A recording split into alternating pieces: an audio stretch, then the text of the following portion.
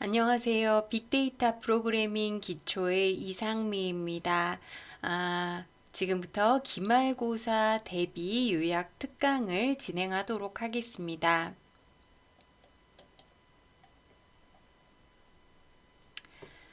자, 여러분들 이번 한 학기 잘 지내셨는지 궁금합니다.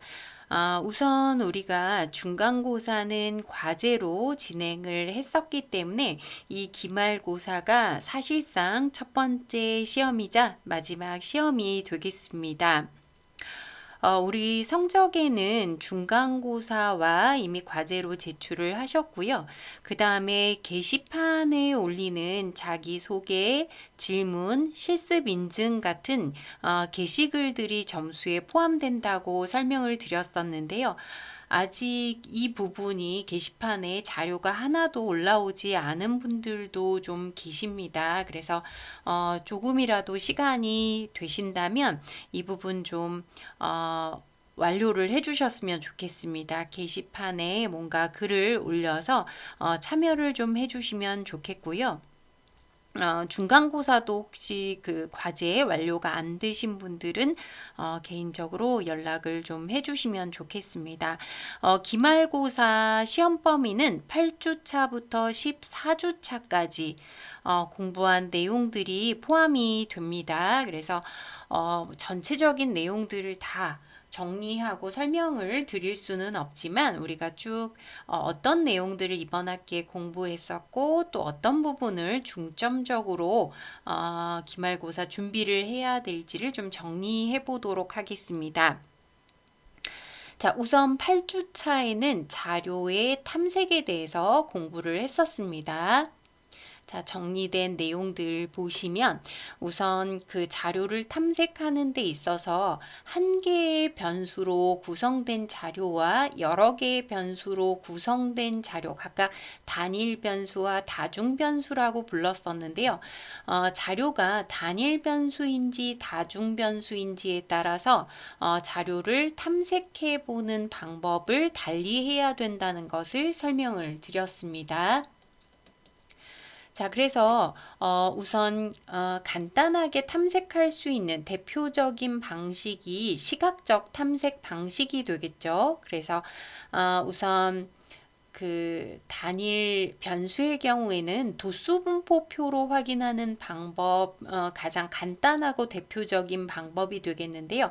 도수분포표라는 것은 어떤 구간을 나눠서 빈도수를 측정하는 방법이 되겠습니다. 그래서 어떤 구간에 몇 개의 데이터가 들어있는지를 간단하게 도수분포표로 만들어 볼 수가 있었는데요. 자, 이때 아래에서는 사용할 수 있는 함수가 있었죠. 테이블이라는 함수를 이용해서 도수분포표를 작성할 수가 있었는데요. 단일 변수일 경우에는 도수분포표를 작성해주고 두 개 이상일 경우에는 교차표를 출력해주는 함수였습니다. 자, 그리고 우리가 알고 있는 간단한 그래프들로 또 확인하는 방법이 있었는데요. 막대 그래프의 경우에는 바플롯이라는 함수를 이용해서 막대 그래프를 작성할 수가 있었습니다.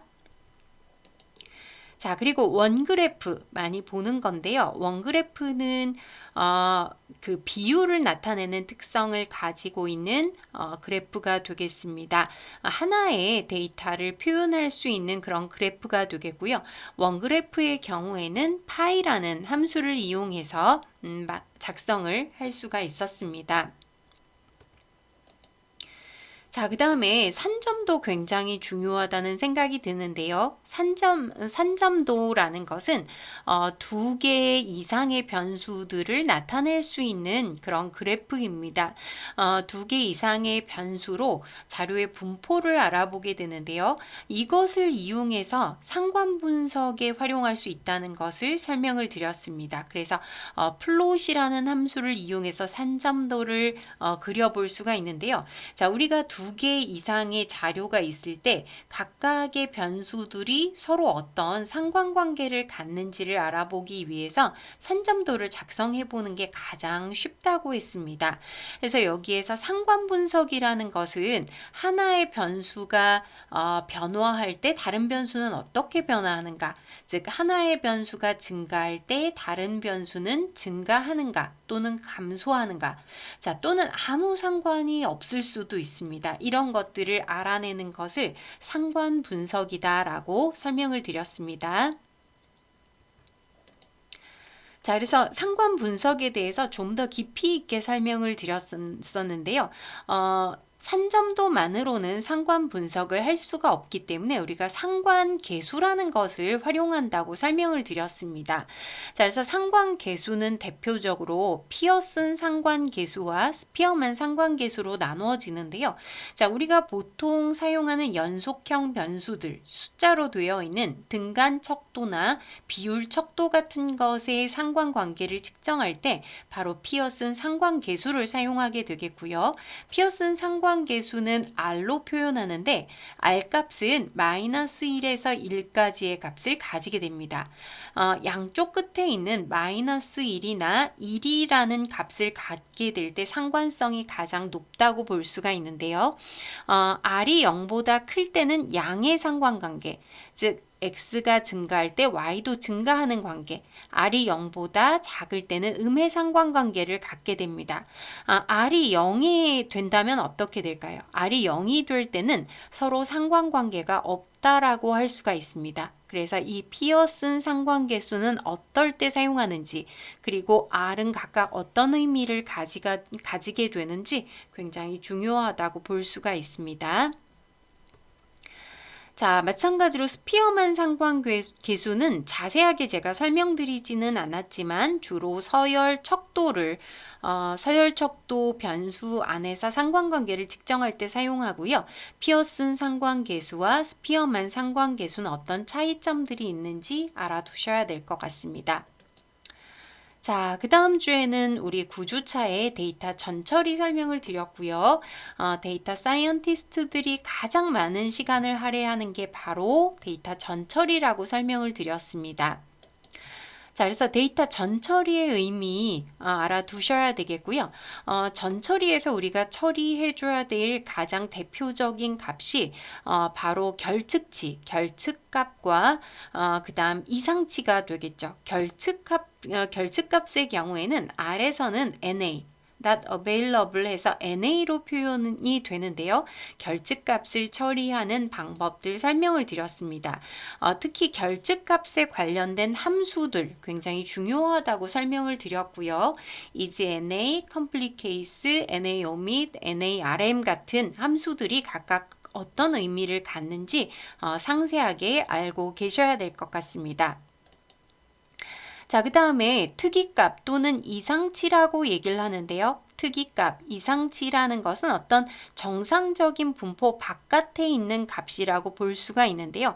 자, 이 이상치를 확인할 수 있는 가장 쉬운 방법이 상자 그림, 즉 박스 플롯을 그리는 그런 방법이었습니다. 그래서 상자 그림에서는 각각 어떤 범위에 벗어나게 되면 이것을 특이값이라고 부르는데요. 어떤 범위를 벗어날 때 특이값이라고 하는지 또 알고 계실 필요가 있겠습니다. 자, 그 다음에 이 전처리를 하기 위해서 활용되는 함수들 역시 굉장히 중요하다고 볼 수가 있습니다. 그래서 뭐 정렬을 하는데 관련되는 함수, 그 다음 분리할 때 스플릿 함수, 우리 서브셋 굉장히 많이 사용했죠. 실습을 할 때 어떤 원하는 행들을 추출할 때 사용하는 서브셋, 그 다음 집계 함수인 애그리게이트도 있었고, 그 다음에 데이터베이스의 조인에 해당되는 머지라는 함수도 있었습니다. 각각 함수의 의미들 정확하게 아실 수가 있어야 되겠습니다. 자, 그리고 그 다음 주에는 10주차의 데이터 시각화에 대해서 공부를 했습니다. 자, 시각화 부분은 우리가 이제 분석을 할 때 어떤 시각적인 탐색을 할 때도 활용할 수가 있을 거고, 그 다음 분석을 모두 마친 다음에 이것을 의사결정권자에게 보고를 할 때도 이 시각화 방식을 사용하는 게 굉장히 효율적입니다. 그래서 우리가 잘 알아둬야 될 그런 부분이 되겠는데요. 자, 우선 데이터 시각화의 의미 설명드렸고, 데이터 시각화에서 가장 많이 사용되는 패키지가 아래서는 ggplot2라는 아주 우수한 패키지가 있었습니다. 그런데 이것 말고도 기본적으로 아래서 몇 가지 차트들 사용할 수가 있는데요. 자, 우선 트리맵이라는 걸 설명을 드렸었고요. 어떤 그 사각 타일의 형태로 돼서 계층 구조도 나타낼 수 있다고 설명을 드렸었습니다. 그 다음에 버블 차트, 산점도랑 굉장히 비슷한데 하나의 데이터를 더 표현할 수 있습니다. 원 크기를 달리 할 수 있다고 설명을 드렸고요. 그 다음에 어떤 그 사각형의 면적으로 정보를 전달할 수 있는 모자이크 플롯이 있었습니다. 자, 이런 차트들도 간단한 특징들 알고 계시는 게 좋을 것 같습니다. 자, 그 다음에 이제 강조해드렸던 것이 바로 ggplot2 패키지를 활용한 ggplot 그래프를 그리는 것 설명을 드렸고요. ggplot이라는 것은 ggplot이라는 패키지 에 들어있는 함수를 활용하게 되겠고 굉장히 좀 특이한 방식으로 그렸었죠. AES라는 것을 이용해서 일단 그래프 축을 지정하고 지옴이라는 함수를 이용해서 모양을 지정하게 됩니다. 그리고 지옴을 지정하기 위해서 플러스 연산자를 사용하는데요. 계속해서 플러스 연산자를 사용해서 한 층 한 층 레이어의 형태로 쌓아 올리는 그런 그래프를 그릴 수 있는 방식이었었습니다. 그래서 이 ggplot으로 그래프를 그리기 위해서는 이런 지옴 에어리어 하면 영역 그림, 지옴 히스토그램 하면 히스토그램 이런 식으로 지옴에 들어가는 명령어들 각각 내가 어떤 그래프를 그릴지를 여기에서 선택을 할 수가 있어야 되겠습니다. 그래서 지옴에 들어가는 명령어들도 잘 알아두실 필요가 있겠습니다. 자, 그 다음 워드 클라우드도 우리 그려봤었는데요. 굉장히 재미있는 기능이죠. 글자, 즉 텍스트 데이터를 분석하는 것은 생각보다 굉장히 어렵습니다. 우리가 숫자, 연속형 변수의 경우에는 사실 분석할 수 있는 여러 가지 방법들이 있지만 문자의 경우에는, 텍스트 데이터의 경우에는 사실 분석하는 그런 간단한 방법들이 없습니다. 그중 가장 쉬운 것이 바로 워드 클라우드가 되겠고요. 빈도수를 이용해서 시각화를 하는 기능이 되겠습니다. 만들어진 결과물도 굉장히 예쁘고 또 흥미로운 기능이었었습니다. 자, 그 다음에 이제 11주차부터 회귀 분석에 대해서 공부를 했는데요. 이 부분은 통계에서도 아주 중요한 내용이기도 하고 앞으로 여러분들이 머신러닝, 딥러닝을 공부하실 때 가장 기초적인 내용이 되는 부분이라 제가 굉장히 강조를 해드렸었는데요. 단순 선형 회귀 분석과 다중 회귀 분석으로 나누어서 설명을 드렸었습니다. 그래서 단순 선형 회귀 분석에서는 회귀 분석의 의미와 용어들 정리를 해드렸는데요. 회귀 분석이라는 것은 그 상관 분석과는 달리 얼마나 관계가 있는가를 따지는 것에서 더 나아가서 원인과 결과를 따질 수 있는 분석이 회귀 분석이 되겠습니다. 자, 그래서 여기에서는 독립변수와 종속변수라는 용어를 사용했었죠. 영향을 주는 변수를 독립변수 또는 설명변수라고 하고 영향을 받는 변수를 종속변수 또는 반응변수라고 합니다. 그래서 어떤 문제를 볼 때 여기에서는 종속변수가 무엇인지 독립변수가 무엇인지 아실 수가 있어야 되겠고요. 독립변수가 하나일 경우를 단순 선형 회귀 분석, 독립변수가 여러 개일 경우에는 다중선형 회귀 분석으로 분석을 하게 됩니다. 자, 회귀 분석에 대한 그 이론도 좀 설명을 드렸는데요. 회귀 분석이 우리 회귀 분석된 그 결과를 신뢰하기 위해서는 가정이 필요한데요. 선형성, 독립성, 등분산성, 비상관성, 정상성 등에 대한 내용들도 제가 설명을 드렸습니다. 자, 그리고 최소 제곱법과 최소 자승법도 굉장히 중요한데요. 자, 우리가 회귀 분석이라는 것은 사실 이 XY 좌표상에서 선을 하나 그린 다음에 이 선에 대한 식을 세우는 것이라고 생각을 하시면 됩니다. 자, 그러면 여기에서 이 점들에 공통적으로 지나가는 선을 세우게 되는데, 선을 세우는 방식이 여러 가지가 있을 수 있습니다. 그 중에서 우리는 어떤 선을 선택해야 될까? 그것을 결정하는 가장 대표적인 방식이 최소 제곱법 또는 최소 자승법이라고도 얘기를 하는데요. 이 측정 값과 실제 값과 그다음 이 선으로 우리가 모델에서 나온 값과의 어떤 차이, 오차 또는 잔차라고 하는데요. 이 잔차의 제곱합이 가장 작은 선을 구하는 것을 최소 제곱법 또는 최소 자승법이라고 얘기를 합니다. 그리고 우리가 회귀 분석했을 때 결정계수라는 것을 사용하게 되는데요. 이 결정계수 값이 1에 가까울수록 회귀 모형이 자료를 얼마나 잘 설명하는가. 예를 들면 결정계수의 값이 0.6이 나왔다면 자료의 60% 정도를 회귀 모형이 잘 설명할 수 있다. 그러니까 60% 정도가 이 선 위에 가까운 곳에 점이 있다라고 설명을 할 수가 있습니다. 자, 회귀 모델을 구하기 위해서 사용하는 함수 기억하시겠죠? 리니어 모델에서 LM이라는 함수를 사용하고 종속 변수가 앞에 나온다는 것도 기억하셔야 되겠고요. 자, 그 다음에 회귀 모델을 구한 다음에 예측을 할 때 사용되는 predict라는 함수가 있었고, 결과를 분석할 때 사용하는 summary라는 함수가 있었습니다. 자, 그래서 회귀 모델에서는 서머리를 이용해서 결과를 구한 다음에 해석하는 게 굉장히 중요하다고 설명을 드렸는데요. 여러분들이 굉장히 좀 이 회귀 분석 자체를 어려워하시기 때문에 제가 공식처럼 이렇게 표를 만들어 드렸습니다. 그래서 앞으로 회귀 모델을 구한 다음에 항상 요 칸에 맞는 분석을 해보신다면 좋은 분석이 될 수가 있을 것 같습니다. 특히 여기에서 중요한 거, 회귀 계수 찾는 것과 결정 계수를 알아보는 것 굉장히 중요하다고 설명을 드렸습니다. 자, 다음 다중선형 회귀 분석에 대한 거 12주차에 설명을 드렸습니다. 자, 다중선형 회귀 분석은 단순선형 회귀 분석만 잘 이해하신다면 독립변수만 많아지는 거기 때문에 그렇게 이해하기가 어렵지 않습니다. 자, 모델을 만들고 난 다음에 이 모델이 통계적으로 유의한지 확인하기 위해서 봐야 될 것들인데요. 회귀 분석과 관계되는 통계량은 F 통계량입니다. F 통계량에 들어있는 P값을 보시라고 했는데 이 값이 0.05보다 작으면 통계적으로 유의하다고 볼 수가 있겠고요. 그 다음 회귀계수들을 볼 수가 있는데 회귀계수의 P값 역시 확인을 해보시면 되겠습니다. 그리고 회귀계수의 경우에는 별표가 붙어 있죠. 1개부터 3개까지 붙어 있는데 이렇게 별표가 붙어 있으면 통계적으로 유의하다고 볼 수가 있습니다.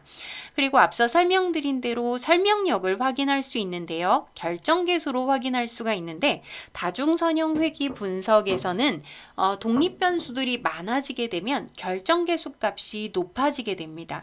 그래서 수정된 결정계수를 확인하는 것이 좋다라는 것도 설명을 드렸습니다.